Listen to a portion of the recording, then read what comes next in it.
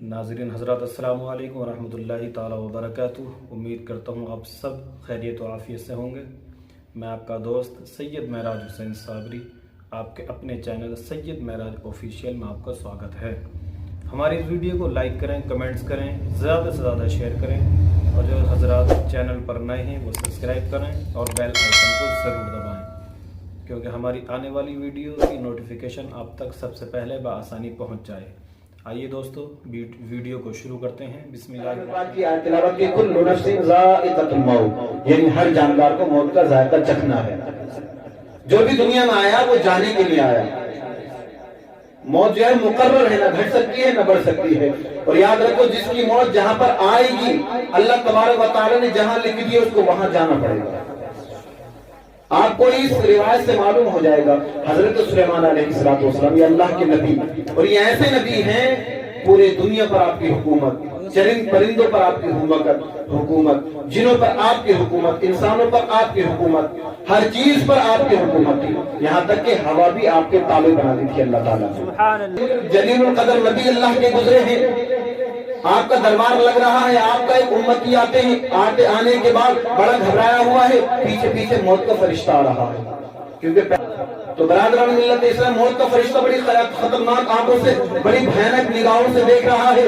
आपको वो उम्मती घबरा रहा है। घबराने के बाद आपकी बारगाह में आता है और आने के बाद अर्ज करता है, ए अल्लाह के नबी, ए सुलेमान अलैहिस्सलाम, ये मौत का फरिश्ता मुझे बड़ी खतरनाक नजरों से देख रहा है, लिहाजा मैं ख्वाहिश रखता हूँ कि मुझे सरजमीन हिंदुस्तान पर पहुंचा दिया जाए। सुभान अल्लाह, सुभान अल्लाह। सरजमीन हिंदुस्तान पर मुझे छुड़वा दिया जाए।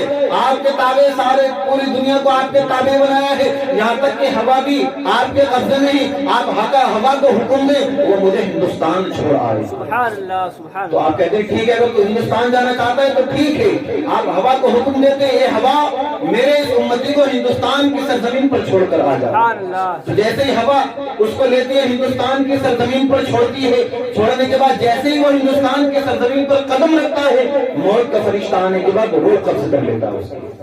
वो जब तक नहीं करता जब तक सुलेमान अलैहिस्सलाम की बारगाह में रहता है। हाँ, डराता है, बड़े खतरनाक नजरों से देखता है, लेकिन रूह कब्ज नहीं करता, क्योंकि उसको रूह कब्ज करने की इजाजत नहीं थी।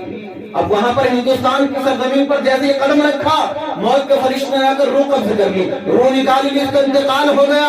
अब अगले दिन मौत का फरिश्ता सुलेमान अलैहिस्सलाम की बारगाह में हाजिर होता है।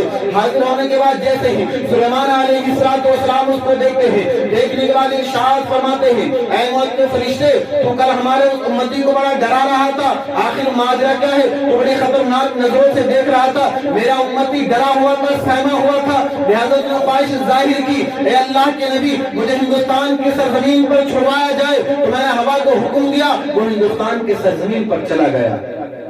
तो मौत का फरिश्ता कहता है, अल्लाह के नबी, ऐ सुलेमान अलैहिस्सलाम, अल्लाह तबारक व तआला ने आपको उस उम्मती की रूह कब्ज करने का मुझे हुक्म दिया था, लेकिन अल्लाह ने हुक्म ये दिया था कि जब तक ये हिंदुस्तान की सरजमीन पर ना चला जाए, जब तक रूह नहीं कब्ज करनी है। खबरदार, उससे पहले रूह नहीं कब्ज करनी। जब ये हिंदुस्तान की सरजमीन पर कदम रख दे तब तुझे रूह कब्ज करनी है। तो बड़ी टेंशन में था, बड़ी कश्मकश में था कि करूं क्या, इसे हिंदुस्तान कैसे ले जाया जाए। और अल्लाह ने टाइम भी मुकर्रर किया था कि उस वक्त करनी है और ये हिंदुस्तान में होना चाहिए। तो मुझे ख्याल आया कि अल्लाह के जलीलुल कदर नबी हैं, जिनका नाम सुलेमान अलैहिस्सलाम है, पूरी दुनिया पर आपकी हुकूमत है, मैं उसको घेर कर आपकी बारगाह में लेकर आया।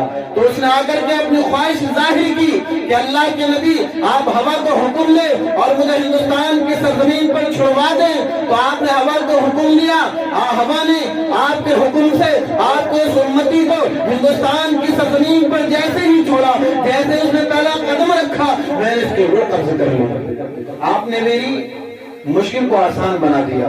मैं बड़ी टेंशन में था, बड़ी कश्मकश में था, तो जब मुझे याद आया अल्लाह तबारक व तआला के नबी हैं सुलेमान अलैहिस्सलाम, पूरी दुनिया पर आपकी हुकूमत है, तो मैं आपकी बारगाह में उसको घेर कर लाया और मेरी मुराद पूरी हो गई।